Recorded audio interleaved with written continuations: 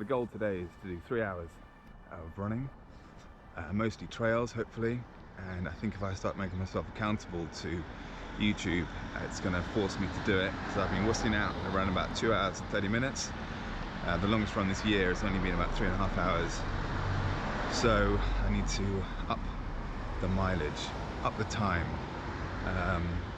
Yeah, nice big breakfast, big bowl of oats and peanut butter about an hour and a half ago. I just had a oat milk coffee, and that's it really. A nice dynamic warm up with a load of leg swings, and here we go, okie dokie. Also for the longer runs I like to put both watches on just in case one conks out, so I'm going to use the Chorus and the Apple Watch, which also means that I can get to see the elevation with this one here as I run, and this one here is just my constant. So yeah, here we go. Start, let's go.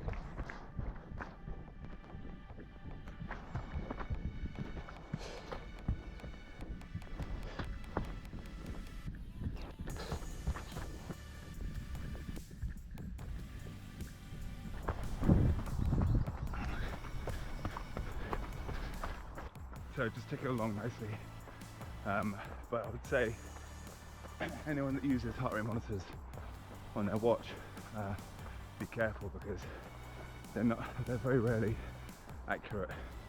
One is saying about 181, the other one's saying 122, so they're all off.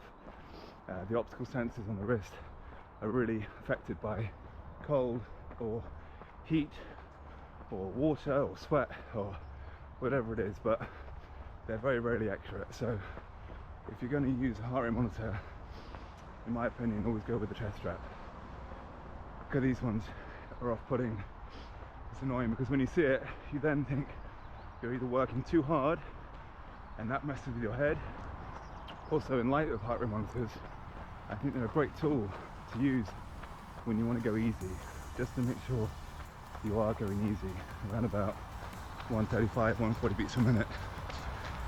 So I'd say once, twice a week I do use them, and I use the chest strap, but other times it's impossible to sort of stay in the zone, especially when you're on trails with hills.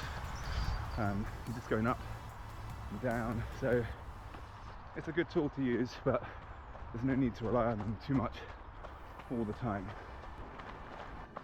So another way of using or working out your sort of perceived rate of exertion is whilst you're running. For the long runs, you want to be able to hold a steady pace that you can talk normally, pretty much normally. Obviously you're running up and down some hills and also carrying a bit of extra weight with the waters and bits and bobs that you've got in your bag, so there's a few pounds on you which you wouldn't normally have. But I think to be able to hold a conversation is a good benchmark for the day. Really nice, sun's out, blue skies, it's all good, beautiful views. I'm a lucky guy to be able to do this on a Tuesday morning at about 8:30, 9 o'clock. So one thing I am trying to do is make sure I keep fueled up, eating, or at least having a gel or something. I went too long before thinking it was a good idea to go for hours without food. It's not a good idea, obviously. So under the plan of having a gel every 45 minutes, which is still not enough is what's recommended, but I just can't get to grips with 80 grams of carbs per hour. So I've never had that before, although it works. But for training runs, I think a gel every 45 minutes is sufficient. In a marathon, in a trail race, or ultra, whatever you're doing, you just gotta eat all the time. And don't wait till you're hungry. It's too late. And obviously that applies for drinking as well. Don't wait till you're thirsty. Just sipping water throughout, and just generally getting some sort of calories in every 45 minutes to at least every hour. But yeah.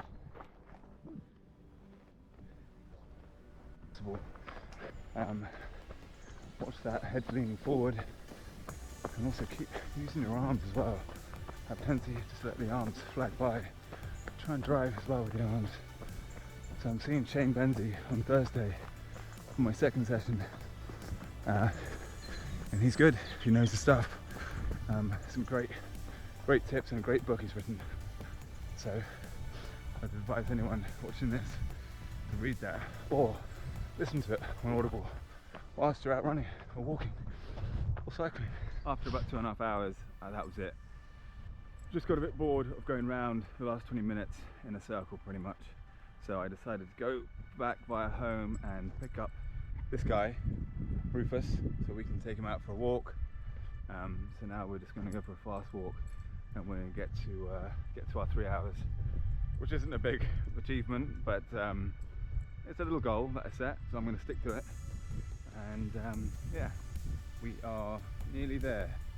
2 hours and 46 minutes. Whilst running, this one was a great one. Audible book, Daniel Lieberman, Exercise. Great book. Okay, so that is 3 hours. Very slow average pace, but nice time on feet. Just under 26 kilometers. Unfortunately, when you hike and walk, it slows things right down. But yeah, it's good. Good run. Come on, Rufus. Come on.